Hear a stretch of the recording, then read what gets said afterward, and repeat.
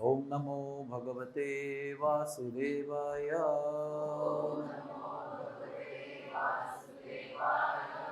ओम नमो भगवते वासुदेवाय।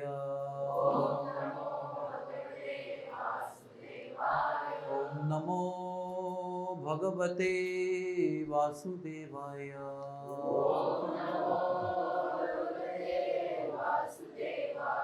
हरे कृष्णा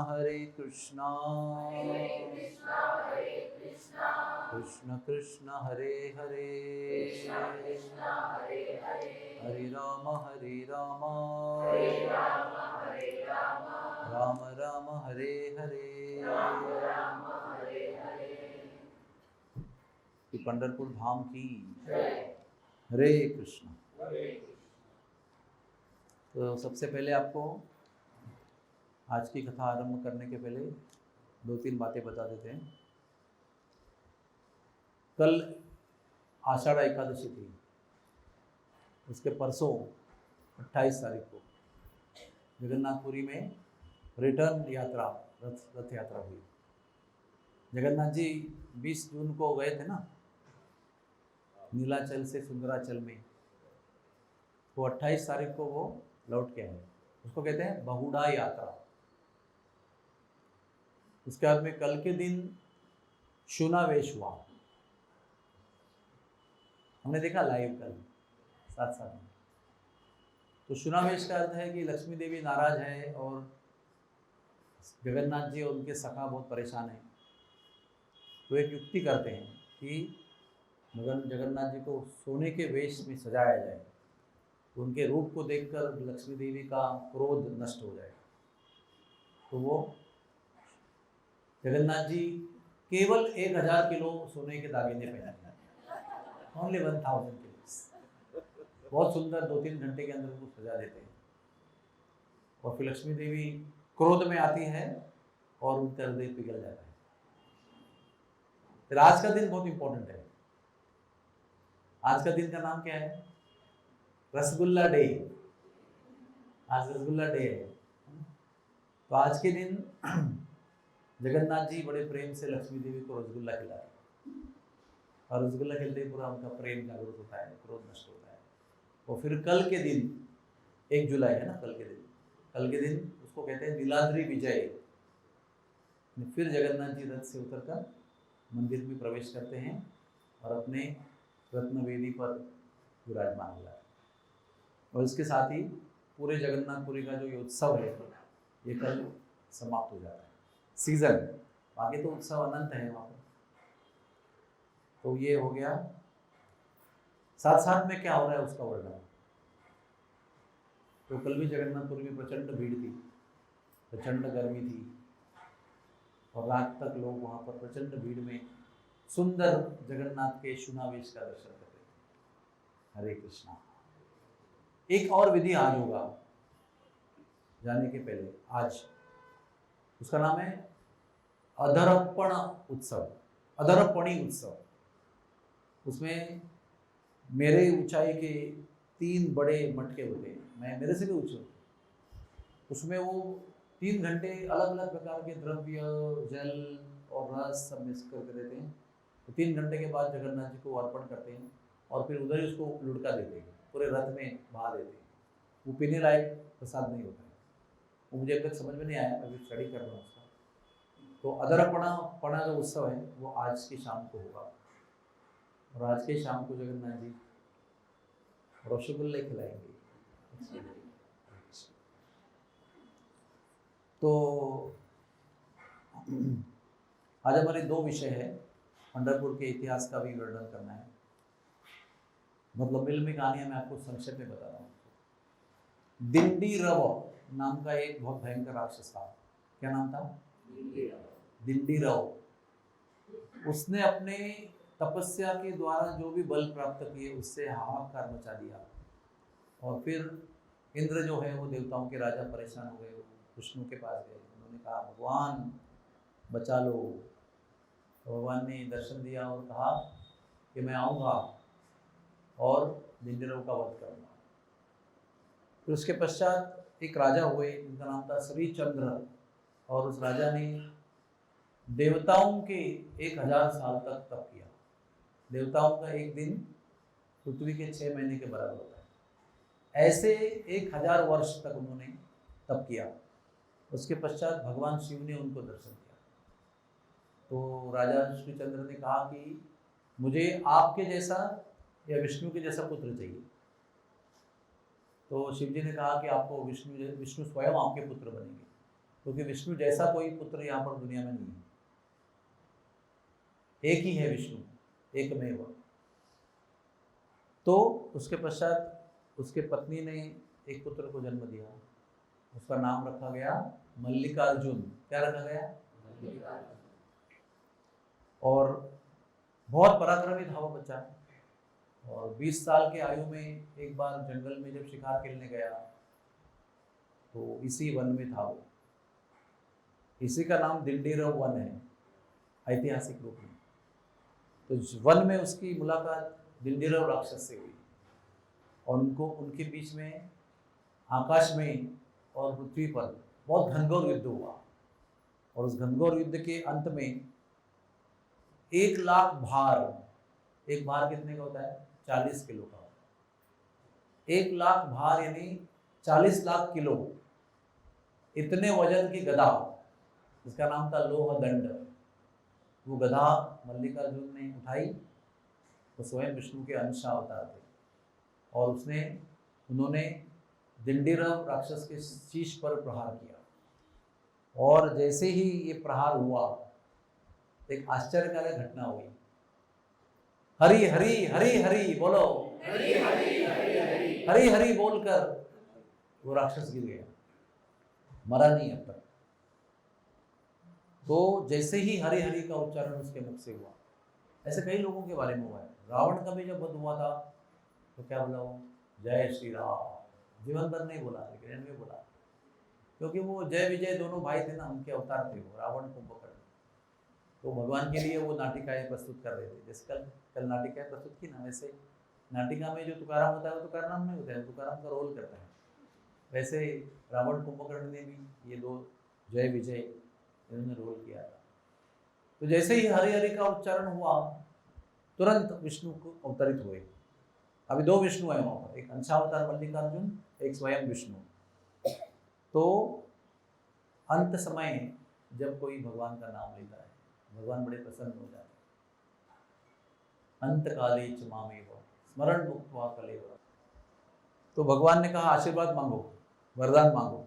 तो दिंडीरव राक्षस ने बहुत सारे वरदान मांगे। एक कहा कि इस क्षेत्र का नाम लोह दंड तीर्थ हो, जहाँ पर ये गदा मुझे प्रहार हुआ और यहाँ पर रखी गई है, उसका नाम लोह दंड तीर्थ हो। और मल्लिकार्जुन इस क्षेत्र के नायक बनो। एक ना हर एक पवित्र क्षेत्र के एक अधिष्ठाता होते हैं। वृंदावन में भी 137 वन है, 137, और हर एक वन के एक अधिष्ठाता है। एक उपवन होता है, एक वन होता है, एक अधिवन होता है, एक प्रतिवन होता है। हर एक देवी होती है और एक देवता होते हैं, वो उस धाम की रक्षा करते हैं। तो वैसे मल्लिकार्जुन इस क्षेत्र के नायक बने, अधिष्ठाता। और जब मल्लिकार्जुन के दर्शन कोई करेंगे तो उस व्यक्ति के सारे पाप नष्ट हो जाने चाहिए। फिर जब जहाँ पर लोह दंड गिरा है, उस क्षेत्र में जाने से ही, उस क्षेत्र से हमारे शरीर का कोई हिस्सा में स्पर्श होते ही सारे अनंत पाप जो है वो जल कर भस्म होने चाहिए। और इस वन का नाम मेरे नाम से भी होना चाहिए, दिंडीरव वन, दिंडीरव वन। तो यही पंढरपुर है, दिंडीरव वन, लोह दंड तीर्थ, ये सब कुछ जो है वो पंढरपुर क्षेत्र का ही नाम है। और आज ये बहुत अद्भुत बात है कि हमारे सारी जो शास्त्र है ना, वो सब कथा रूप है। वो कथा में क्या होता है, कोई कथा कर रहा है, कोई सुन रहा है। हमारा पूरा शास्त्र जो है संवाद है, और व्यासदेव ने उसको उतारा है। तो ये संवाद किसने किसको बताया है? ये शिवजी ने पार्वती को बताया है, फिर नारद मुनि ने अनंत शेष को बताया है, और फिर ये शास्त्र, ये कहानी सूत गोस्वामी ने शौनक आदि ऋषियों को भी बताया। तो ये अति अति पवित्र और पवित्र करने वाला तीर्थ है, इसलिए जब रुक्मिणी नाराज हो गई, मैंने बताया ना आपको दिन, याद है ना, कि दोबारा बताऊं, उद्धव जी की योजना से एक बार सभी गोपियाँ, राधा रानी और गोपियाँ द्वारका गई थी, और उसमें उस समय रुक्मिणी कहीं चली गई थी, तो रुक्मिणी के महल में राधा रानी कृष्ण के साथ एकांत संग कर रहे थे। कुछ देर बाद रुक्मिणी लौट के आती है, तो रुक्मिणी को अच्छा नहीं लगता है, नाराज हो जाती है, तो वहाँ से चली जाती है और सीधे यहाँ पर आती है। कहाँ पर आती है? दिंडीरव क्षेत्र में तप करने के लिए आती है। तो ये हुआ इस क्षेत्र का महात्म्य। उसके आगे मैंने 4 बातें कही थी आपको इस धाम में बहुत महत्वपूर्ण है, वो कौन सी है? एक है पंढरपुर क्षेत्र स्वयं धाम, दूसरी है चंद्रभागा नदी, तीसरे है पुंडलिक, और चौथे पांडुरंग पांडुरंग हरि पांडुरंग। ये 4 जो व्यक्तिमत्व है बहुत महत्वपूर्ण है। इसमें अब हम चंद्रभागा के बारे में बात करें। चंद्रभागा जो है वो, उसका नाम ओरिजिनल भीमा है, और ये यहाँ से मेरे ख्याल से पता नहीं कितना किलोमीटर है यहाँ से भीमा शंकर पर्वत। भीमा शंकर पर्वत जो है ना, वो 4300 फुट जमीन से ऊपर है,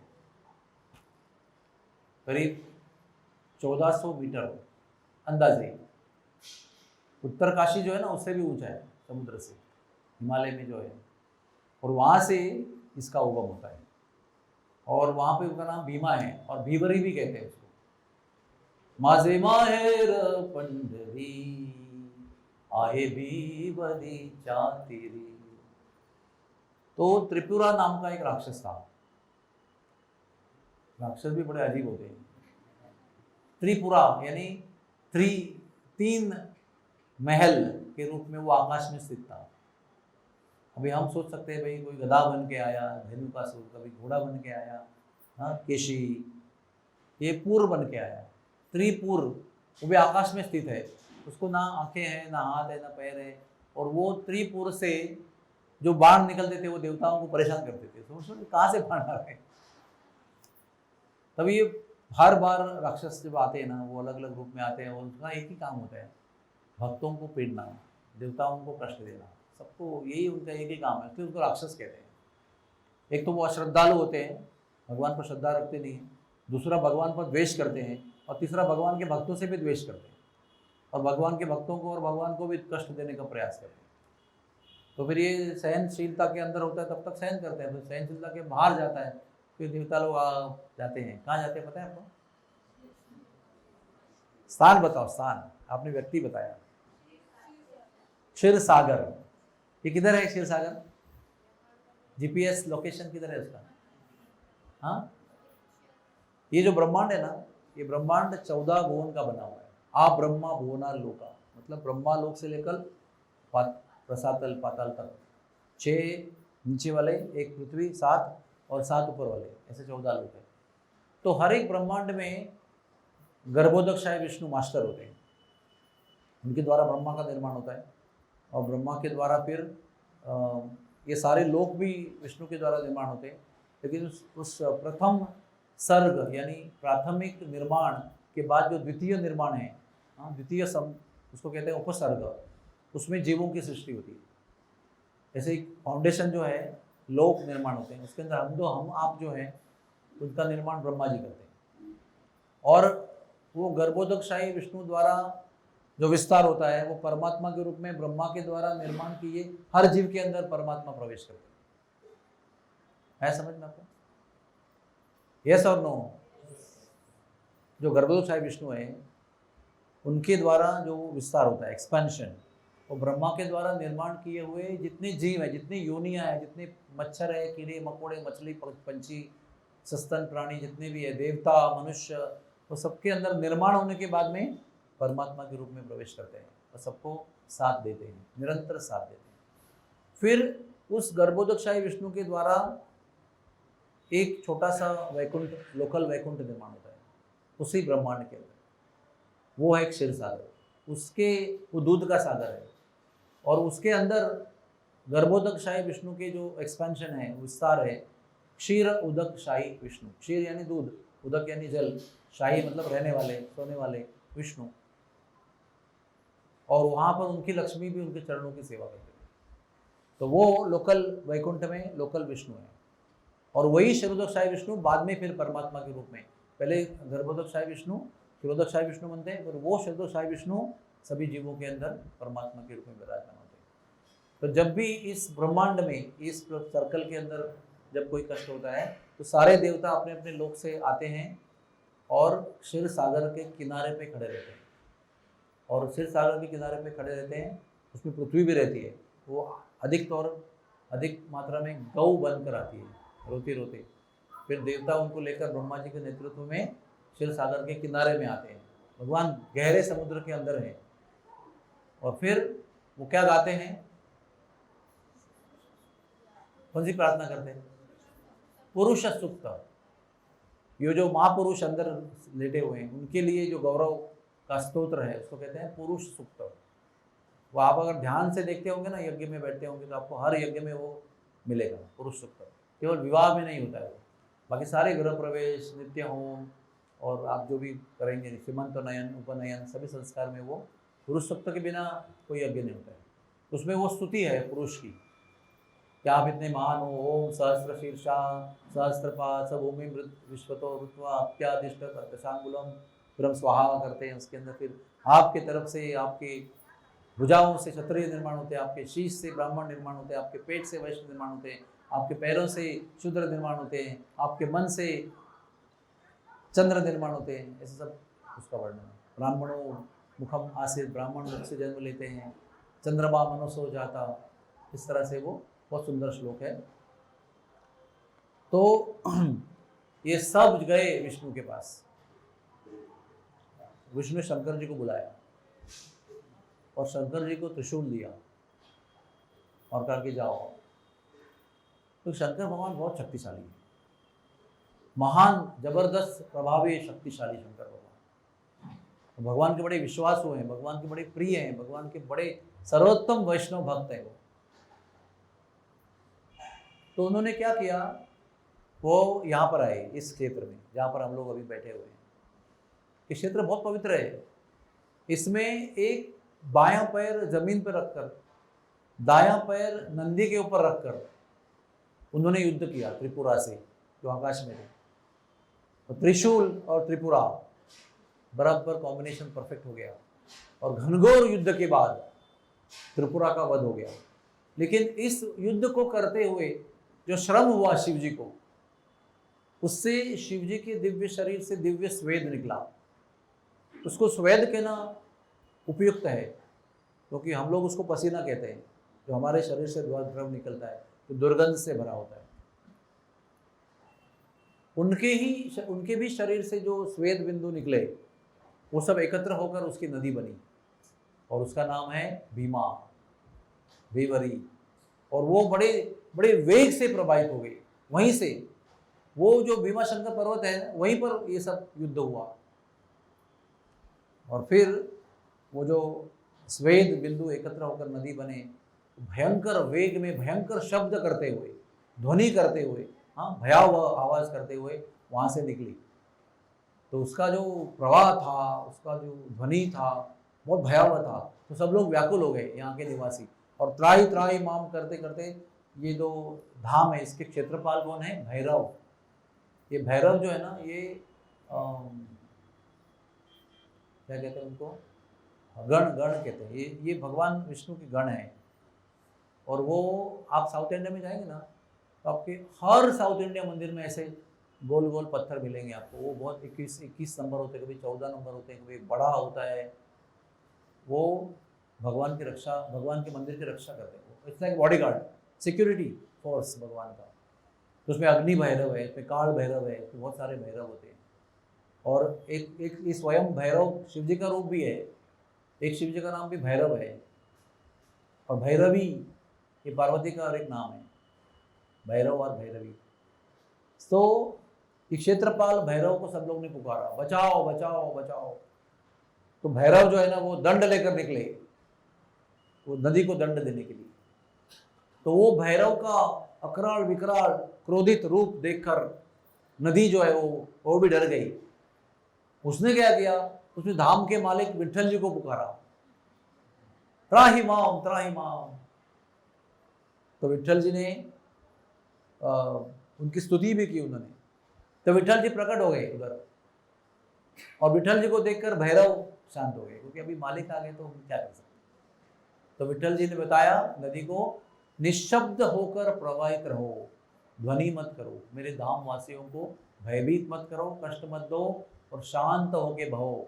हाँ, नदी जो है ना, नदी का एक बहुत अच्छा वर्णन शास्त्र, लोग शास्त्र में आचार्य करते हैं, जब तक नदी दो तटों के बीच में बहती है तो वो वंदनीय रहती है। लोग आकर उसका पूजन करते हैं, वंदन करते हैं, स्नान करते हैं, आचमन करते हैं, प्रार्थना करते हैं। जब वो दो तट छोड़कर भागती है तो सब लोग जान लेकर भाग जाते हैं, वो वंदनीय पूजनीय बच्चा नहीं है। तो आचार्यगण कहते हैं कि हमारे जीवन में हम पुरुष हैं, स्त्री है, जो भी मनुष्य जीव में देवता बनते हैं कोई, वो सब लोगों को संस्कृति के दो तट के बीच में जीवन चलाना चाहिए। जब ये वेदों के द्वारा उक्त, वेदोक्त या पुराणोक्त जो नियम है, जो हमें शिष्टाचार के रूप में दिए हैं, कैसे पुरुष को व्यवहार करना चाहिए, स्त्री को कैसे व्यवहार करना चाहिए, बालकों को कैसे करना, राजा को कैसे करना चाहिए, पति को कैसे, पत्नी को कैसे, माता को कैसे, पिता को कैसे, पुत्र का कर्तव्य क्या है, ये सब कुछ दिया हुआ है। और ये केवल मनुष्य के लिए है, ये कोई जानवर के लिए और निचली योनि के लिए नहीं दिया है। इसका जब तक पालन कर रहे हैं तब तक हम वो नदी की तरह पूजनीय हो जाते हैं। जो धर्म का पालन करता है उसके हृदय में, उसके शरीर में देवता निवास करते हैं, उसका संग चाहते हैं, तो वो वंदनीय है। लेकिन जब ये सारे नियमों को तोड़कर हम चलते हैं, यानी कि जो नदी किनारों को छोड़कर आगे जाती है, तो फिर लोग ना केवल ना वंदनीय तो भूल ही जाओ, घृणास्पद हो जाते हैं। तो इसलिए पांडुरंग भगवान ने इस नदी को कहा शांत हो के वो, तो एकदम ध्वनि बंद हो गया। फिर चंद्रभागा नाम कैसे पड़ा? आप लोग में से कितने लोग विष्णुपदी गए हैं? यहाँ पर विष्णुपदी सुंदर स्थान है, जहाँ पर एकादशी के दिन जब पांडुरंग भगवान गोप वेश धारण करते हैं, तो केवल वेश धारण नहीं करते हैं, लीला भी करते हैं। तो जब अभी बताता हूँ, थोड़ा सा साइड ट्रैक हो रहा है। दो कथाएं आती है पांडुरंग विठल यानी हमारे कृष्ण यहाँ पर कैसे आए। एक कल्प में कथा आती है कि भगवान वृंदावन लीला समाप्त करके मथुरा गए, मथुरा से द्वारका गए, द्वारका में रुक्मिणी नाराज हो गई तो द्वारका से वो पंढरपुर आए। एक कथा ऐसी आती। दूसरी कथा ऐसी आती कि धेनुकासुर का वध किया तो सीधे वृंदावन में गोप वेश में वो वृंदावन यहाँ पर आए। तो जब वो आए तभी उनके साथ में ग्वाल बाल भी आए, गैया भी आए, सब लोग आए यहाँ पर। तो विष्णुपद वो स्थान है जहाँ पर उन्होंने गौचारण किया है। सब ग्वाल बाल मिलकर उन्होंने अलग कल्लोल किया, आनंद किया है, किल्लोल किया है, बैठकर भोजन भी किया। वहाँ पर उनके भोजन की भी एक स्थली है, उनके चरणों के चिन्हों की भी स्थली है। विष्णु और राधा रानी, मतलब राधा और कृष्ण के भी चरणों की स्थली वहाँ पर चिन्ह है। एक चिन्ह जो है वो चलने के स्टाइल में है, एक विष्णु के स्थिति में है, एक जो है ना वो ऐसे है, कृष्ण कैसे खड़े रहते हैं वैसे एक चिन्ह इस शिला में है, और एक चिन्ह में ऐसे खड़े हैं, यानी विष्णु के रूप में भी खड़े, दोनों भाग से हैं। तो शिला में बहुत सारे चरण चिन्ह हैं, यहाँ से ज़्यादा दूर नहीं है। बोट करेंगे तो 10 मिनट में आपको बोट वहाँ ले जाएंगे। कभी कभी वो पानी के अंदर डूब जाता है, और वो जो स्थान है ना उसके ऊपर आप चढ़ के जाएंगे ना, आप एक 50 सीढ़ी चढ़ के जाएंगे तो वही वहाँ स्थान है जहाँ जना गाई को सूली पे चढ़ाने का प्रयास किया गया। विठ्ठला धावत ये झडकरी, नाही केली मी पदकाची चोरी, पदकाची चोरी नाही केली, पदकाची चोरी। बहुत सुंदर लीला है वो। तो वो स्थान है जहाँ पर फिर विठ्ठल प्रकट हुए थे सूली के रूप में, और सबने ये चमत्कार देखा था। तो संक्षेप में इस कहानी का सार यह है कि जनाबाई बहुत ही सिंपल थी, कोई उसको जानते नहीं थे, और हमारे विठ्ठल भगवान रोज उनके घर पे जाकर कपड़ा धोते थे, उसकी भैंस धोते थे, उसका चक्की पीसते थे, साथ में बैठकर आमने सामने बैठकर गीत गाते हुए पानी भरते थे, झाड़ू लगाते थे, सब रोज उनके घर में आके हेल्प करते थे, क्योंकि उनको घर में ना बहुत कष्ट था, उनको बहुत घर के लोग सताते थे, कोई सहायता नहीं थे, बहुत दिन भर कष्ट करना पड़ता। तो विट्ठल भगवान बड़े दया से वहाँ पर आते थे और उनके साथ में रोज लीला करते थे। तो भगवान को लगा मेरी ये इतनी महान भक्त है, उनको भी प्रेरणा हो रही है जाके सेवा करने की उसकी, तो इसका गौरव किसको पता नहीं है, खाली मैं ही जानता हूँ, पूरे विश्व को गौरव पता होना चाहिए। इसलिए एक दिन जब दर्शन देने आए थे, फिर गले की माला निकाल कर वहां छोड़ दी, बहुत महंगी, ऐसे मूल्यवान। उधर हाहाकार मच गया, अरे भगवान का हार, भगवान का हार, भगवान का हार चोरी हो गया। तो सब जगह पंढरपुर में खोज की गई, इसके घर में मिला। तो वो गांव की भाषा में ना पदक कहते हैं उसको, पदक यानी पेंडेंट, ये ना ये पेंडेंट है, तो उस पर वो लगा हुआ है पदक इतनी बड़ी। तो कहते हैं कि वो पदकाची चोरी कोणी केली, तो मी नाही केली। तो वो कहते हैं, फिर वो गीत गाते हैं, भगवान को पुकारते हैं, उसको सूली पर चढ़ाने का। भगवान के मंदिर में चोरी करने के लिए एक ही दंड होता है, मृत्यु दंड, और उस समय पे सूली पे मृत्यु दंड देते थे। हमको पता नहीं है सूली पे चढ़ने का मतलब क्या होता है। वो भाला होता है, भाला, वो कई फुट ऐसा उसका आगे का जो शार्प होता है ना, एकदम कई फुट होता है वो, और बहुत टोकदार होता है। वो नीचे जमीन पे गाड़ते हैं उसको, और उसके ऊपर एक चक्ति लगाते हैं, पुली, और डोरी से ये व्यक्ति को बांधते हैं, जो व्यक्ति को सराहना है, और उसको ऊपर से फिर 1 2 3 करके छोड़ देते हैं। तो क्या होता है, उसके गुदा द्वार में वो शूल प्रवेश करता है, और वो नीचे से प्रवेश करके पूरा सर से बाहर निकलता है। इतना भयंकर दंड है वो। तो ये उसको लटका के रखा हुआ है, छोड़ने वाले हैं। तो अंतिम क्षण में वो सूली के रूप में विट्ठल प्रकट होते। तो सब लोग हैरान हो गए, वो कह रहे मैंने चोरी नहीं किया। तो सब सबके सामने प्रकट हो गया कि ये मैं ही यहाँ पर छोड़ के गया था। तो वो जगह जो है ना पूरी, वो उन्होंने जनाबाई को दान दे दी उसको रहने के लिए। आज भी वो जगह है जहाँ पर वो सूली गाड़ी हुई थी। तो विट्ठल भगवान ने अपने प्रिय भक्त का, प्रिय भक्तिन का गौरव विश्व को प्रकट करने के लिए ये लीला की। भगवान बड़े आतुर रहते हैं, हमेशा अपने भक्तों का गौरव प्रकट करने के लिए आतुर रहते हैं। भक्त भगवान का गौरव प्रकट करने के लिए आतुर रहते हैं, भगवान भक्तों का गौरव।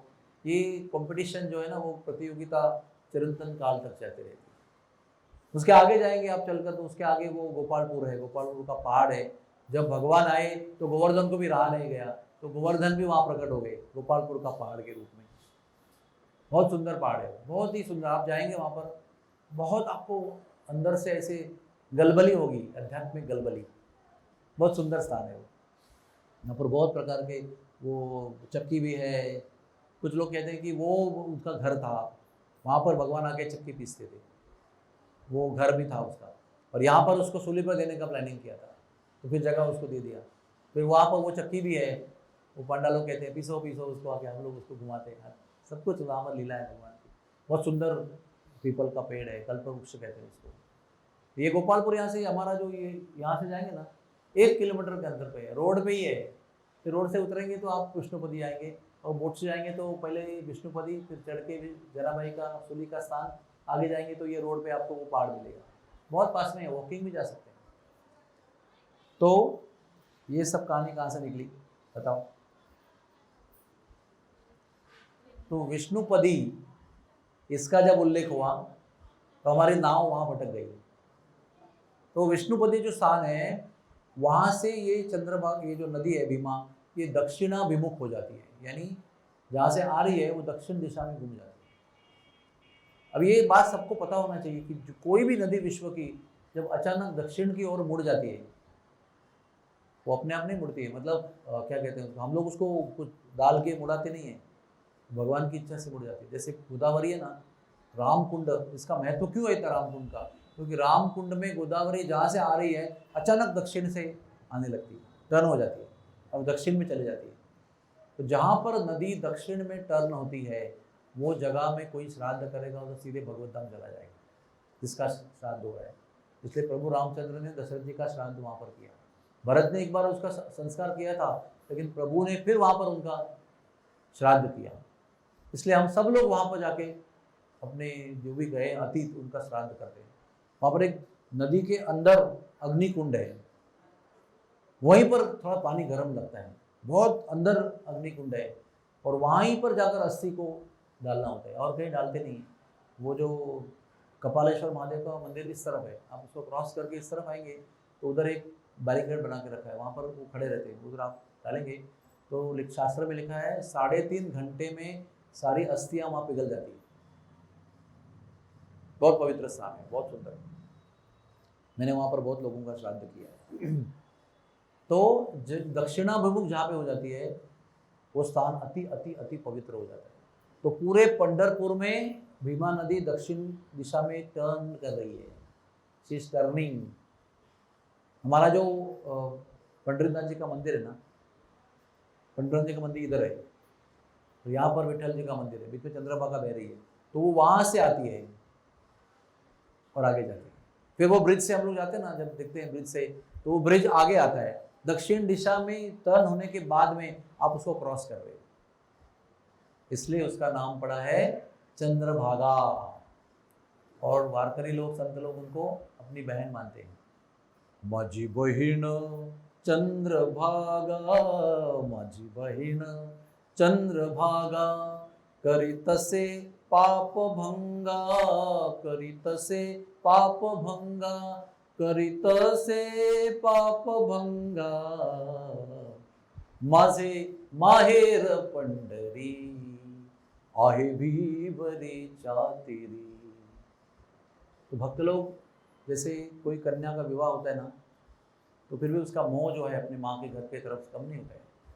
वो 50 साल 60 साल 70 साल की हुई तो भी, माता पिता भी गुजर गए तो भी वो उसके मायका जो है उसके प्रति उसका आकर्षण, प्रेम जो है, माया कम नहीं होती है। तो संत लोग ऐसे दुल्हन की तरह अपने आप को समझते हैं। वो कहते हैं मेरा माहिर, मेरा जो माँ का घर है, मायका, वो पंढरपुर है। उसी भाव से जैसे कोई बहू अपने माँ के घर में जाने के लिए बहुत उत्सुक रहती है, बहुत आतुर रहती है, वो याद में रहती है, उसी प्रकार से भक्त लोग पंढरपुर में आने के लिए बहुत आतुर रहते हैं। माझे माहेर पंढरी। तो ये कथा हो गई। तो ये चंद्रभागा जो है, कहते हैं कि इसके किनारे पे असंख्य ऋषि मुनि जो है गोटे यानी पत्थर शिला बनकर रहते हैं, और भक्त लोग उन पर, हाँ कहते भजन है, नाचती वैष्णव भारी रे।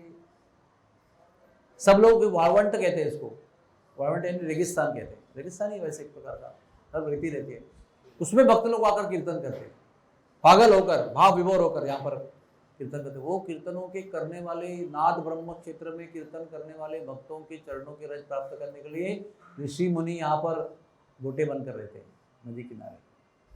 इसलिए हम लोग चलते हैं तो भी बहुत भाव से चलना चाहिए, क्योंकि हम लोग उनके ऊपर चल रहे हैं। ये सब पता होना चाहिए, फिर आप उस भाव से चलेंगे, फिर आपको उसका लाभ होगा।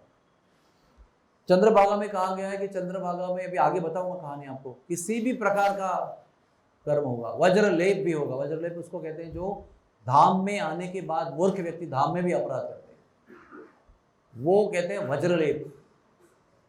आपको डांबर पता है? डांबर जो रास्ता बन रहा है डांबर का, समझो डांबर आपके ऊपर उड़ता है, समझो उसको निकाल सकते हैं आप क्या?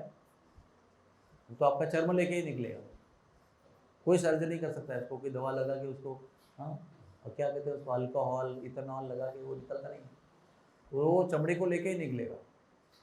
इतना गहरा उसका लेप होता है, उसको कहते हैं वज्र लेप। उससे भी अधिक गहरा लेप होता है धाम में किए हुए अपराध, अपने आत्मा के ऊपर उसका लेप होता है। ऐसा पाप भी चंद्रभागा में स्नान करने से नष्ट हो जाता है।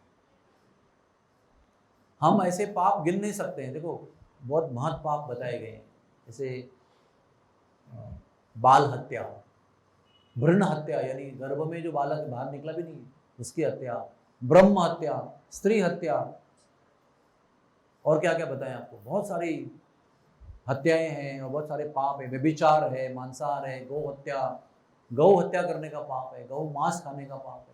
ऐसे बहुत जघन्य पाप, किसी का घर जलाना और झूठ बोलना, और एक जघन्य पाप है विश्वासघात, किसी का विश्वास है उसको घात कर देना। कहते हैं विश्वासघात ये 7 पापों में भयंकर पाप होता है। मांसाहार, व्यभिचार, जुआ, नशा, झूठ बोलना, आग लगाना और विश्वासघात, ये 7 जघन्य पाप। और भी आगे पाप है, गौ हत्या, ब्रह्म हत्या, बहुत सारे पाप है। इनमें से किसी भी पाप करने वाला कोई व्यक्ति होगा और वो चंद्रभागा में श्रद्धा से स्नान करेगा तो वो नष्ट हो जाता है। अबे आगे की कहानी सुनो आप। भागवत में 9वें स्कंद में ये कहानी आती है, चंद्र और चंद्र का व्यभिचार। हाँ, इसलिए देवताओं का जन्म लेने का प्रयास नहीं करना चाहिए। सब लोग देवताओं को पूजते हैं आशीर्वाद मांगने के लिए और चाहते हैं कि देवता लोक में जाकर हम देवताओं का जन्म ले लें तो कितना अच्छा रहेगा, हम भी आशीर्वाद दे सकते लोगों को। लेकिन देवता बनने के बाद भी जो कॉमन प्रॉब्लम्स हैं जीव के, काम वासना और भोग की इच्छा और बहुत सारी अदर जो भौतिक इच्छाएं होती है, उससे देवता लोग मुक्त नहीं होते हैं। वो स्थान की आसक्ति, पद की आसक्ति, अधिकार की आसक्ति, भोग की आसक्ति, मेरे पास ज़्यादा अच्छी बीवी है, मेरे पास नहीं है, और ये सब कुछ देवताओं में भी चलते रहता है। और वही व्यभिचार, वही किसी के पत्नी के साथ में संबंध करना, किसी के चीटिंग करना, किसी के गाय चुरा के ले जाना, ये सब देवता लोग करते रहते हैं हमेशा। तो चंद्र ने, अभी चंद्र कौन है? बृहस्पति जी उनके गुरु है सबके देवताओं, तो सभी देवता उनके शिष्य हैं, चंद्र भी उनका शिष्य है। बोलो, फिर भी बृहस्पति के गुरुकुल में पढ़ाई करते करते उस समय पर सारे गुरु गृहस्थ हुआ करते थे।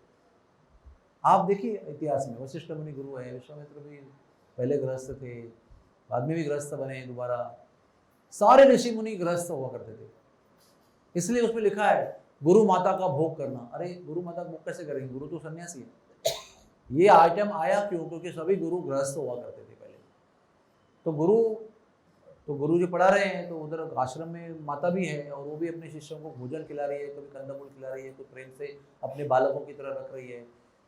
तो चंद्र उसका बालकों की तरह है, फिर भी चंद्र की बुरी नजर बृहस्पति की पत्नी पर पड़ी। और चंद्र का वर्णन शास्त्र में दिया है कि इतना अति सुंदर देवता है, अति सुंदर देवता। जैसे कामदेव है, रति देवी बहुत सुंदर देवता है, और चंद्रदेव का भी रूप का बहुत सुंदर वर्णन किया गया है। तो चंद्रदेव के युवावस्था के रूप को देखकर उसकी पत्नी भी मोहित हो गई और उन्होंने कहीं दूर जाकर एकांत संग किया और बृहस्पति की पत्नी गर्भवती हो गई। बृहस्पति को पता चला कुछ दिन के बाद में कि गर्भवती हो रही है, तो पूछा बताओ, बोला मैंने गर्भवती नहीं हूँ। बहुत दिन तक छुपा के रखा, फिर एक दिन बताया। इस वजह ना वो पुलिस लोगों ने चार घेर कर कस्टडी में जब भी पूछा तो सत्य निकल आया। ऐसे ही जब पूछताछ की गई तो उसने कहा हाँ, तो फिर चंद्र को पकड़ के कैद करके लाया गया और बृहस्पति ने उसको शाप दिया। फिर उसने भी एक्सेप्ट किया, पहले वो भी एक्सेप्ट नहीं कर रहा, फिर वो स्वीकार किया। फिर यथावकाश पुत्र को जन्म दिया गया। तो पुत्र भी अति सुंदर था, अति तेजस्वी था। उसका नाम क्या है? बुध। जब हम बुधवार का नाम लेते हैं ना, बुध, 9 ग्रहों में बुध है ना, वो चंद्र का पुत्र है। व्यभिचार से निर्माण हुआ, लेकिन वो बहुत महान जीव था। तो जब उसका जन्म हुआ तो फिर वो पोजेशन किसका है, उसके ऊपर युद्ध हुआ। बृहस्पति कह रहे हैं कि मेरा पुत्र है, चंद्र कहता है नहीं मेरा पुत्र है। उसके ऊपर देवताओं के बीच में बहुत संघर्ष हो गया। फिर देवताओं ने आखिर में निर्णय लिया कि पुत्र बृहस्पति को देना चाहिए, और चंद्र को शाप दिया बृहस्पति ने कि तुम्हारा क्षय होगा। तुम्हारा 3 बार कहा तुम्हारा क्षय होगा, क्षय होगा, क्षय होगा। इसलिए चंद्र का क्षय होना आरंभ हो गया। चंद्र पहले पूर्ण चंद्रमा थे, इस शाप के बाद में फिर वो कम कम कम कम हो गया, अमावस्या को नष्ट हो गए। फिर वो बड़े दुखी हो गए, तो अपने दुख का एहसास हुआ। फिर वो शंकर जी के पास गए, शंकर जी की उन्होंने आराधना की, शंकर जी प्रसन्न हो गए। उसकी अनेक कहानियां हैं, हमारे उड़पी में भी कहानी है। तो वहाँ पर एक शंकर जी का रूप है, चंद्रमौलेश्वर महादेव। तो बिल्कुल उड़पी मंदिर के सामने है, अनंतेश्वर के भी सामने और उड़पी के भी सामने। वहाँ पर कहते हैं चंद्र भगवान की शुश्रूषा की उन्होंने, नर्सिंग किया, उनका देखभाल किया। और यहाँ पर क्या किया, यहाँ पर आके चंद्र को उन्होंने आदेश दिया, जाओ सूर्य तीर्थ पर तप करो, सूर्य की आराधना करो, फिर यहाँ के क्षेत्रपाल भगवान है उनका दर्शन करो, फिर चंद्रभागा में स्नान करो, फिर आपका ये पाप नष्ट हो जाएगा। तो यहाँ पर चंद्र देवता आए, उन्होंने तप किया पश्चाताप में, और फिर सूर्य तीर्थ पे तप किया, सूर्य तीर्थ में सूर्य का दर्शन हुआ उनको, उसके बाद पांडुरंग का तप किया, पांडुरंग की पूजा किया, उनका दर्शन हुआ, फिर चंद्रभागा में स्नान किया, तब ये व्यभिचार के पाप से वो मुक्त हो गए। फिर क्या हुआ, अमावस्या से फिर धीरे धीरे उनका दर्शन होने लगा, प्रतिपदा, द्वितीया, तृतीया, एकादशी, चतुर्दशी, पूर्णिमा। लेकिन बृहस्पति ने कहा मेरा शाप जो है वो बना रहेगा, आप उसको वरदान दे रहे हैं पुनः जागृत होने का, लेकिन शाप और वरदान दोनों एक साथ चलेंगे, इसलिए पूर्णिमा से अमावस्या, अमावस्या से पूर्णिमा, ये चक्र अभी निरंतर चल रहा है। ऐसा कोई देवता नहीं है, ऐसा कोई देवता का दर्शन नहीं है जो घटते हैं और बढ़ते हैं, एक ही चंद्र को ये शाप है। ये जब आकाश में हम देखते हैं ना, तो हम सबको याद आनी चाहिए ये व्यभिचार का परिणाम है, ये व्यभिचार नहीं करना चाहिए किसी को। रोज आप दर्शन करके याद कर सकते हो, ये काम नहीं करना है। देवता भी नहीं बचता है, प्रकाश तो दे रहा है, लेकिन अवस्था देखो कैसे भयंकर है उसकी। बहुत कष्ट हुआ जब चंद्र का क्षय हुआ। तो ये दूसरा महात्म्य है चंद्रभागा का। चंद्रभागा के जल में स्नान करने से ऐसे पाप भी नष्ट हो जाते हैं। इसका अर्थ ये नहीं होता है कि हम पाप करो और फिर चंद्रभागा में आते रहो, स्नान करते रहो, कुछ पाप किया तो अगले हफ्ते में इधर आ जाओ, स्नान करो, चले जाओ, फिर पाप करो। ऐसे करने से पाप क्षालन नहीं होता है। कोई नदी और भगवान और नियम बनाने वाले मूर्ख नहीं होते हैं, आप उनको उल्लू बनाएं, कुछ ज़्यादा होशियार बनाएं, ऐसा नहीं होता है। कल ही में जो मुझे एक पोस्ट आया था कि एक बार अपराध करने से भगवान कहते हैं सूचिनाम श्रीमताम गेहे योगो भ्रष्ट विजायते, मैं उसको क्षमा करता हूँ, बहुत जल्द उसको अंदर से शुद्ध करता हूँ और अपने स्थान में स्थित करता हूँ, वापस एक बार भक्त बना देता हूँ। लेकिन वो इसका फ़ायदा उठा के बार बार पाप कर्म करता रहेगा तो फिर भगवान उसको अच्छा फटका देते हैं, कोई उसको माफ वाप नहीं करता। वैसे हम सोचेंगे भगवान का नाम जो है सारे पापों को नष्ट कर देता है, हम लोग दिन भर पाप करते रहे, सुबह उठ के जप करें, दिन भर पाप करते रहे, सुबह उठ के जप करते रहे तो अच्छा हो जाएगा। तो ये नामनाथ बला से ही पाप ही क्या कहते हैं उसको, नामनाथ बला से ही पाप बुद्धि ही। ऐसे पाप बुद्धि से जब करेगा कोई, जप करेगा तो जप जो है उसका परिणाम नष्ट हो जाएगा। आप कितना भी माला गिनो, शून्य होता ना, एयरगन आवाज करता है लेकिन बारूद नहीं रहता है, किसी को मार नहीं सकते। ऐसे हमारा जप होगा, शक्तिहीन, बलहीन, परिणामहीन। इसलिए नाम के बल पर पाप करना, नदी के स्नान के बल पर पाप करते रहना, ये गलत बात है। अनजाने में जो है ना, पदम पदम यत विपदम नतेषाम, वो हम चल रहे हैं तो कुछ जीव मर रहे, श्वास ले रहे तो कुछ जीव मर रहे, कोई पका रहे खाना तो उसमें भी जीव जंतु का अंत हो रहा है, वो अनिवार्य है, उसको हम टाल नहीं सकते। तो जीवन चलाने के लिए जो होता है वो उसको हम क्या कर सकते हैं, इसलिए हम जप करते हैं। लेकिन जानबूझकर कोई पाप करेगा तो फिर नाम परिणाम नष्ट हो जाएगा। ये हुई दूसरी कथा। तीसरी कथा है, एक कथा प्रभु जी ने कल बताई, तो त्रिशूल को जब इंद्र ने उसके तप के अवस्था में सब सर काट दिए उसके। वृत्रासुर कौन था पता है आपको?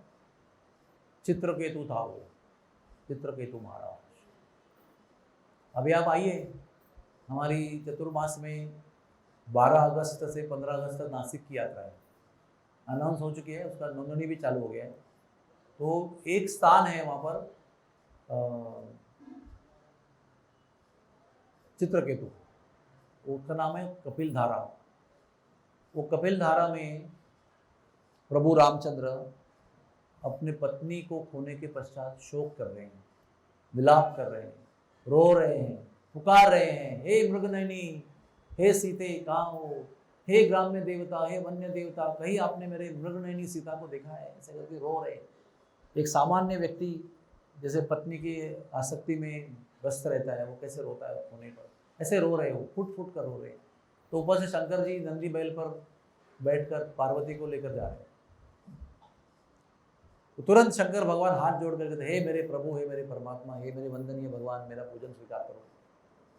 हे सच्चिदानंद भगवान, मेरा पूजन स्वीकार करो, वंदन स्वीकार करो। तो पार्वती हंसती है, सच्चिदानंद कह रहे हैं, सचित आनंद किसी का भी प्रयोग इसमें दिखता नहीं मुझे इनके व्यवहार में। इतने रो रहे हैं, पीट पीट के, छाती पीट के रो रहे हैं। कोई मनुष्य भी इतना आसक्त नहीं होता, इतने अपनी पत्नी से आसक्त है, ये दुनियादारी में फंसे हुए हैं, ये शोक मग्न है, इसमें कुछ शाश्वत है नहीं, इसमें आनंद नहीं है। तो आपने सच्चिदानंद भगवान बोलकर दंडवत क्यों किया उनको? बोले प्रिय ये तो भगवान है, तो लीला कर रहे हैं। नहीं नहीं मुझे नहीं यकीन होता, आप मैं देख रही हूँ जिस प्रकार से, और पेड़ों को गले लगा रहे हैं, पेड़ों को आलिंगन देखे जोर से रो रहे हैं, बोल रहे मेरी पत्नी कहाँ है बताओ। ऐसे कोई रोता है क्या? ऐसे कोई भगवान हो सकता है? ऐसे बहुत उनकी बहस होती है आगे पीछे, वो नहीं कहते, वो नहीं मैं परीक्षा लूंगी उसकी। समझ रहे, जाओ परीक्षा ले लो। तो जिस रूप में सीता, जिस अवस्था में, जिस वस्त्रों में जैसे सीता थी, इसको जैसे छोड़ के रामचंद्र गए थे वो उसको मारने के लिए, क्या नाम उसका, मारीच, उसको मारने के लिए गए थे, उसी रूप में वो उधर पेड़ के पास से प्रकट हो गई। मतलब जिसको खोज रहे हैं वही प्रकट हो गई वहां पर। उसको देखते ही प्रभु रामचंद्र ने रोना धोना बंद कर दिया, एकदम तुरंत दंडवत प्रणाम किया। कहते माते आप अकेले क्या कर रहे हो, शंकर जी कहाँ हैं? इतने बड़े घनघोर वन में, अकेले वन में आप अकेले क्या घूम रहे हो, शंकर जी का साथ छोड़ के यहाँ पर क्या कर रहे हो? तो देवी बहुत संकोच हो गया, बहुत संकोच हो गया। कह रहे ऐसे ही मेरे भगवान का मैंने परीक्षा लेने का प्रयास किया। तो उन्होंने भी उनको दंडवत प्रणाम, तो भगवान ने आशीर्वाद दिया, तो जाके बैठ गए। फिर भगवान वापस अपना ड्रामा शुरू, रोना धोना। ये लीला वहां पर हुई थी। उसी एक ऐसी ही घटना में शंकर जी, अभी देखो अभी आगे की कहानी सुनो, मैं पहुंच रहा हूं उस कहानी तक। वो जब उन्होंने, उनका मोह नष्ट हो गया पार्वती जी का, उसके बाद पार्वती जी बहुत उत्सुक हो गई शंकर जी से, कह रहे मुझे इनकी कथा सुनाओ, मुझे राम की कथा सुनाओ। तो फिर शंकर जी ने पार्वती जी को प्रभु रामचंद्र का पूरा चरित्र सुनाया है। ये कथा का महात्म्य है। कहते हैं कि शंकर जी ने पार्वती को जब पूरा रामचरित्र सुनाया, रामलीला सुनाई, राम कथा सुनाई, उसके बाद पार्वती को उन्होंने गोद में बैठाना शुरू कर दिया, अपने अंक में विराजमान करना शुरू किया।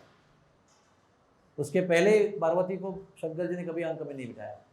जब कथा सुनने से वो पवित्र हो गई तो उन्होंने अंक में बिठाना शुरू किया। इसमें एक हमको सीख मिलती है कि भगवान की लीला देखेंगे आप डायरेक्टली तो निश्चित मोह में गिरेंगे, निश्चित कंफ्यूज हो जाएंगे। इसलिए भगवान की लीला को देखना इंपॉर्टेंट नहीं है, भगवान की लीला सुनना इंपॉर्टेंट है। और भगवान की लीला सुनने के बाद अगर देखने का मौका मिला तो आप भ्रमित नहीं हो जाएंगे। और भगवान की लीला सुनने के बजाय अगर आप देखेंगे भी तो बोलेंगे अरे तो विट्ठल काला पत्थर, तो फिर सब लोग पूछते हैं। तो फिर महिमा सुनेंगे तो आप दूर से ही दंडवत करना शुरू कर देंगे। तो सुनना बहुत ज़रूरी है, वो भी कथा सुनना भगवान की बहुत ज़रूरी है। तो वो कथा सुनने के बाद पार्वती देवी शंकर जी के अंक में बैठने योग्य हो गई। और ऐसे ही अंक में बैठकर एक बार शंकर जी कथा कर रहे थे। और किसको कथा कर रहे हैं? जो उनके सन्यासी विरक्त भक्त गण हैं, और विरक्ति के विषय पर कथा कर रहे हैं, और अपनी सुंदर पत्नी को गोद में बिठाकर। ये शंकर जी की महानता है, उनको कोई पत्नी में आसक्ति नहीं है, ना उनके रूप की आसक्ति, ना कोई मोह है। बिल्कुल भी विचलित ना होते हुए वो विरक्ति के विषय पर परम संतों को, विरक्तों को आशीर्वाद दे रहे हो और कथा कर रहे हैं। तो ऊपर से चित्रकेतु जो है ना, वो देवताओं के बीच में एक बहुत बड़ी सेवा है उसकी। जैसे हम यज्ञ करते हैं, कोई काम करते हैं, तो वो एक मंत्र बोलते हैं, संकल्प। अद्य ब्रह्मणे द्वितीय परार्धे श्वेतवराह कल्पे वैवस्वतारण्य मन्वंतरे कलियुगस्य अष्टविंशति कलियुगस्य, ऐसे पूरा मंत्र बोलते हैं। स्थान का बोलते हैं, हाँ, जम्बूद्वीपे भरतखंडे मेदिभूत सुमेर दक्षिणे लवणानवस्तित्वरे कोणे महाराष्ट्र राज्ये पंढरपुर क्षेत्रे नित्य होम करिष्यामि। हाँ, विश्वरूप दास अच्युत गोत्र श्री कृष्ण प्रीत्यर्थम, ऐसे संकल्प करते हैं। वो संकल्प का नोट करने का काम उनका है कि ये जगह पर, ये समय पर ये नोट हो रहा है, यज्ञ हो रहा है, कार्य कौन सा हो रहा है, वास्तु पूजा यज्ञ करिष्यामि, तो करिष्ये, तो उसका भी नोट होता है वहाँ पर कौन सा हो रहा है। और ये क्या है ना, ये अद्य ब्रह्मणि द्वितीय परार्धे क्या है, ये डेट है, डेट, एक डेट है। हमारी डेट क्या है, 30 जून 2023 हो गया डेट हमारा। दिन कौन सा है, मंगलवार, खत्म। लेकिन वैदिक डेट कैसा है, कौन सा परार्ध चल रहा है, पूर्वार्ध की परार्ध, उसमें कौन सा कल्प चल रहा है, कौन सा मनवंतर चल रहा है, कौन सा उसमें ब्रह्मांड में कौन सा युग में कौन सा युग चल रहा है, वो युग में, वो कल्प में कौन सा युग चल रहा है। युगे 28, 28वें द्वापर में वैवस्वत मनु के मनवंतर में ये हो गया डेट। फिर लोकेशन कैसा है, जम्बूद्वीपे भरतखंडे मेदी भूसत्य सुमेरु दक्षिणे, सुमेरु पर्वत के दक्षिण में लवणान अवस्थित तरे कोने, यानी सागर जो है ना, कौन सा, सॉल्ट ओशन, लवण अर्णव कोने, उसके कोने में गंगा या पश्चिमी भाग है, गंगा के पश्चिम में, यमुना के दक्षिण में। फिर कौन सा राज्य, फिर कौन सा जिला, फिर कौन सा क्षेत्र, फिर वास्तु का नाम, ये स्थान का वर्णन हो गया। फिर कौन कर रहा है, तो पुजारी का नाम, उसका गोत्र का नाम, ये सब। और कौन सा यज्ञ करने जा रहा है, सीमांतोलन कर रहा है कि शादी कर रहा है कि वास्तु प्रवेश कर रहा है, ये पूरा नोट होता है। फिर पानी छोड़ते हैं, वो पानी छोड़ते ना तब उधर नोंद होती है। ये चित्रकेतु का काम है। तो वो वहां पर उड़ के आ रहा था, तो वो ना ऐसा हंस पड़ा, छद्मी भाव से नहीं, वो कहते हैं ना सराहने के भाव से, अप्रिशिएटिव मूड में। वो देखो हमारे शिव जी कितने महान हैं, देखो इतनी सुंदर पत्नी को गोद में लेकर भी विरक्ति की चर्चा कर सकते हैं, वो भी साधुओं के लिए। ये देखकर उनको ऐसा एक हंसी आई। तो पार्वती को लगा कि मेरे पति को देखकर हंस रहे हैं, मैं उनको गोद में बैठी हूँ, और ये क्या है दृश्य, ऐसा भी कोई कथा होती है क्या, पत्नी को कथा में गोद में लेकर संतों को विरक्ति का उपदेश देना, ऐसा उसको लगा। उसने तुरंत उसको शाप दे दिया, जा तो राक्षस हो जा। वो ना शांति से उतरा, जमीन पे आया, दंडवत प्रणाम किया, कहते जो भी आपका वचन मेरे लिए है वो आशीर्वाद है, कोई शाप वाप नहीं है। वो अभी भी क्रोध में थी, तो ये उसको शाप को शाप दे रही, वो एक्चुअली उसको वरदान के रूप में स्वीकार कर रहे हैं, धन्यवाद कर रहे हैं, थैंक यू माता जी, बहुत धन्यवाद आपका, आपने बड़ी कृपा की हमारे। तो उसको बड़ा आश्चर्य हो गया, ऐसा कैसा व्यक्ति है, राक्षस बनने का शाप दे रही हूँ, मुझे धन्यवाद दे रहा है, मैं उसको विष पिला रही हूँ, वो थैंक यू बोल रहे हैं। तो शंकर जी समझाते हैं पार्वती को कि ये मेरे वैष्णव जन हैं, ये ऐसे ही रहते हैं, इनको नरक में रखो, स्वर्ग में रखो, सुख में रखो, दुख में रखो, कौन सी भी योनि में रखो, देवता बनाओ, राक्षस बनाओ, कोई फर्क नहीं पड़ता है इनको, हर योनि में ये सेवा ही करते रहते हैं। उनको किसी भी रूप में रखो, कहीं भी रखो, नरक में भी जन्म दे देंगे तो वहां पर भी प्रचार करेंगे, हरे कृष्णा कृष्णा कृष्णा हरे हरे, हरे राम राम राम हरे हरे, है ना। नरक में जाओ, जेल में रखो, कहीं भी जाओ, अपना प्रचार ऑन रखते हो, वो फर्क ही नहीं पड़ता है, कौन से स्थान का प्रभाव उन पर होता नहीं है। वो बने वृत्रासुर, इतने बड़े भक्त थे भगवान के, इतने तपस्वी थे। इंद्र उनके सामने फीका पड़ गया। इंद्र को बोला, अरे इंद्र तुझे क्या चाहिए, मेरा शरीर चाहिए, मुझे मारना है, ये लोग ऐसे मारते हैं मुझे, तुम मुझे मार नहीं सकते, लेकिन मैं तुम्हें बताता हूँ, दधीची ऋषि का तुम अगर शरीर समाप्त हो जाता है, उसकी 206 हड्डियाँ इकट्ठा करके उसको मेल्ट करके तुम अगर अस्त्र बनाओगे वज्र, तो उससे मेरा वध हो सकता है। वो भी खुद ही बताया, जैसे विष्णुदेव को कैसे, महाराज आपको मारने 9 दिन में आपने आधी सेना समाप्त कर दी, आपके मरे बिना भी युद्ध जीतेंगे कैसे हम, बताओ कैसे मारना है आपको। तो उन्होंने बोला ऐसे ऐसे करो, शिखंडी नपुंसक को मेरे सामने लेके आओ और सावधान करने को बोलो, युद्ध को ललकारो मुझे, जब कोई नपुंसक मुझे ललकारेगा तो मैं तुरंत शस्त्र डाल दूंगा, फिर पीछे से जिसको चाहे उसको बाण चलाने को बोलो, मेरा वध करो। तो अर्जुन के सामने शिखंडी, पीछे से अर्जुन ने वार किया, मतलब बाण चलाया। ऐसे भक्त हैं। और इंद्र को वृत्रासुर ने बहुत सारी शिक्षाएं दी है, बहुत, वो भागवत में क्यों है सब ये, राक्षस के मुंह से शुद्ध भक्ति का शिक्षा दिया उन्होंने, और इंद्र सुन रहे हैं। फिर भी इंद्र का जो मोह था ना कि मेरे राज्य को खाएगा ये, मेरे को इंद्र पद को नष्ट कर देगा, भ्रष्ट कर देगा, पदच्युत कर देगा, इसलिए उसके मन में वही स्वार्थ था। लेकिन वृत्रासुर निस्वार्थ रूप से शरीर छोड़ दिया उसने, अब वृत्रासुर का वध हो गया वज्र से। लेकिन महिमा किसकी बड़ी, इंद्र की नहीं बड़ी, वृत्रासुर की बड़ी। तो वृत्रासुर का वध भी कभी किया जब वो ध्यान में बैठा था, युद्ध नहीं कर रहा था वो। एक कथा है उसकी, उसके शरीर में ना अभी जितना चर्म है वो सब आंखें बन गई, तो जहाँ बैठा हूँ वहाँ पर भी आंखें ही हैं, आंखों पर ही बैठना है, पूरे शरीर में छिद्र छिद्र छिद्र, नेत्र नेत्र बन गए। और एक उसकी कथा है, गौतम ऋषि थे, उनका भी स्थान नासिक के पास में त्र्यंबकेश्वर में ब्रह्मगिरी पर है, उनका वहाँ पर आश्रम है, गौतमी आश्रम, अभी भी पहाड़ पर उनका आश्रम है। तो गौतम ऋषि बहुत तपस्वी थे, उनकी बहुत महिमा है बड़ी, बहुत, गौतम गोत्र भी होता है, उनके गोत्र में भी ब्राह्मण होते हैं, गौतम गोत्र वाले। तो अहिल्या बहुत सुंदर थी, इतनी सुंदर थी, जब उसका निर्माण हुआ ब्रह्मा के द्वारा तो सारे देवता उसका विवाह करने के लिए पीछे आए। तो ब्रह्मा ने कहा कि जो पृथ्वी की प्रदक्षिणा करके सबसे पहले लौट के आएगा, पृथ्वी प्रदक्षिणा रेस लगाई उन्होंने, सबसे पहले लौट के आएगा उसका विवाह अहिल्या के साथ होगा। सारे देवता अभी मैराथन में लगे हुए, भाग रहे अपनी सारी सिद्धियों को उपयोग करके। उतने में गौतम ऋषि आए, उन्होंने देखा एक गाय को देखा, गाय का परिक्रमा किया और ब्रह्मा जी के पास आए। उन्होंने कहा सही बात है, सारे पृथ्वी क्यों, सारे लोग उसमें समाये हुए और गौ की प्रदक्षिणा पृथ्वी की प्रदक्षिणा की भी बढ़कर है, तो उसका तुरंत विवाह कर देते हैं गौतम अहिल्या का। तो बहुत देर के बाद में सब देवता लौट के आते हैं, मैं पहला। तो ऑलरेडी इनका विवाह होकर पति पत्नी बनकर खड़े हैं, सब गुस्सा हो गए, बोले यार अन्याय है तुम्हारा, इन्होंने तो प्रश्न किया ही नहीं और इसमें कहीं भी नहीं थे, आपने कैसे उनको शादी करा दिया।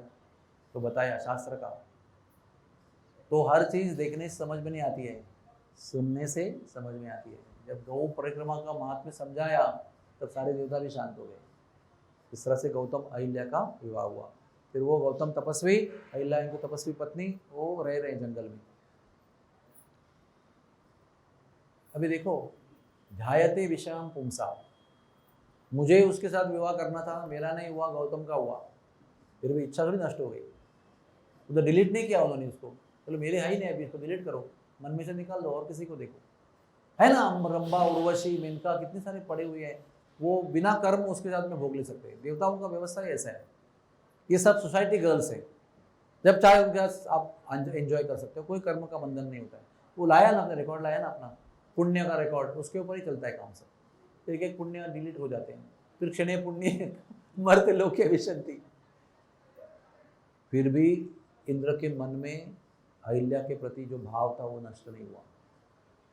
बार बार उसको देख रहे हैं, सोच रहे हैं कैसे इसको भोगूं, कैसे उसको भोगूं, विचार कर रहे हैं। तो इंद्र बन के क्या लाभ है बताओ? देवताओं के राजा बने आप और एक ऋषि की पत्नी के ऊपर आंख डाल रहे हैं, बुरी नजर से देख रहे हैं। तो इंद्र होने का मतलब क्या है? यहाँ पर गरीब होकर भजन करना अच्छा है, भूखे रहकर। उस तरह से इंद्र बनकर भोग करने की, भोग लालसा होने की इच्छा नहीं होनी चाहिए। तो एक दिन तपस्या करने चले गए गौतमी, रोज जाते थे ना, सुबह लेकर शाम को आते थे। तो ये गौतम ऋषि का रूप लेकर आया। और इंद्र भी बहुत सुंदर है, चंद्र भी बहुत सुंदर है, सब लोग सुंदर सुंदर ही है, सब देवताओं का शरीर भी ऐसा सुंदर सुगंधित होता है। तो वो आया, उसको लगा पति आए तो पति की सेवा करनी है, तो वो एकांत में चले गए अंदर, वो एकांत में ले गए उसको और उनका संबंध होने लगा। तो संबंध होने के समय पर अहिल्या को पता चला कि ये इंद्र है, मेरे पति नहीं है। लेकिन इंद्र के सौंदर्य को देखकर उतने समय में वो ही मोहित हो गई, इसलिए अहिल्या का उनका संबंध हुआ। जब ये लौट के आए तो इनको तुरंत अंतर ध्यान से पता चला कि इंद्रदेव ने ये गलत काम किया है। तो उन्होंने इंद्र को वहीं को वहीं शाप दे दिया कि तुम्हारे शरीर पर अनंत छिद्र बनेंगे आंखों के रूप में, और पत्नी को शाप दिया तुम पत्थर बन जाओगे। तो बहुत लोग सोचते हैं कि अरे अहिल्या क्या क्या दोष था, उसको तो इंद्र ने फंसाया। लेकिन साधु लोग कभी भी गलती नहीं करते, वो त्रिकालदर्शी होते हैं, उनके भूत वर्तमान भविष्य की दृष्टि से वो कुछ भी उनसे छिपता नहीं है। क्योंकि उन्होंने देखा कुछ क्षण के लिए मेरी पत्नी उसके सौंदर्य से मोहित होकर उसने संबंध किया उससे, इस पाप के लिए उसको पत्थर बना दिया। अहिल्या भी बड़ी पश्चाताप में थी, उस क्षण में मोहित हो गई थी, तो बाद में बहुत उसको पश्चाताप हुआ। तो गौतम जी ने कहा जब प्रभु आएंगे तो उसके चरण धूलि के स्पर्श से आपका उद्धार हो जाएगा। तो पत्थर बन के पड़ी रही वो, और इंद्र को ये शाप दे दिया। तो इंद्र भी बड़े दुखी हो गए। देखो वैसे भी वो भक्त है भगवान के, गलती करते हैं, पाप करते हैं निश्चित रूप से, लेकिन बाद में उनको पश्चाताप भी होता है। तो फिर ब्रह्मा जी ने उनको कहा, बृहस्पति ने भी कहा जाओ चंद्रभागा में स्नान करो। तो इंद्र ने यहाँ पर आके तप किया और चंद्रभागा में स्नान किया है। तब जाके उसके शरीर के जो अनंत छिद्र थे वो सब नष्ट हो गए, वो पूर्ववत हो गए। आपको लगेगा क्या प्रॉब्लम है अगर शरीर में सब जगह आंखें हो गई? तो सोच के देखो आप जरा, कथा में बैठ नहीं सकते आप, आँख के ऊपर बैठ सकते हैं आप? दो आंखों को संभालना कितना मुश्किल है। ऐसा कोई हाथ लगा तो भी दिन भर दुखता है। इतनी नाजुक, सबसे नाजुक इंद्रिय अपने आप को शरीर का जो है ना वो आँख होता है, वो बाह्य दृष्टि से प्रकट है, बाकी हृदय में भी बहुत नाजुकता है, लेकिन वो अंदर छुपा हुआ है। आँख जो है सबसे नाजुक अवयव शरीर के बाहर प्रदर्शित है, वो उसको जरा सा भी कष्ट हुआ, मैं भी गया था ना आपके साथ परसों, तो कुछ लोग झाड़ू लगा रहे थे उधर, तो इतने मेरे आंखों में धूल गई, अभी तक मेरे को आंखों में तकलीफ हो रही है। इतनी बार धोया मैंने आंखों को, तो भी वो पेन इरिटेशन कम नहीं हो रहा है, छोटी सी बात। तो ऐसे चंद्रभागा का महात्म्य है। भगवान स्वयं बता रहे हैं कि चंद्रभागा में स्नान करने से अनंत जन्मों के पाप नष्ट होते हैं, और हमें ना ज़्यादा पाप नष्ट करने में इंटरेस्ट नहीं है, हमें भगवान की भक्ति चाहिए। भगवान की भक्ति प्राप्त होने पर अपने आप सारे पाप नष्ट हो जाते हैं। बहुत सारी कथाएं हैं पंढरपुर में, बहुत सारी, चैतन्य महाप्रभु की, नित्यानंद प्रभु की, वल्लभाचार्य की, निम्बार्काचार्य की, मध्वाचार्य की, आप सुनते जाओ, समय दो सुनते जाओ। हरे कृष्णा कृष्णा कृष्णा हरे हरे, हरे राम राम राम हरे हरे। धन्यवाद, थैंक यू वेरी मच।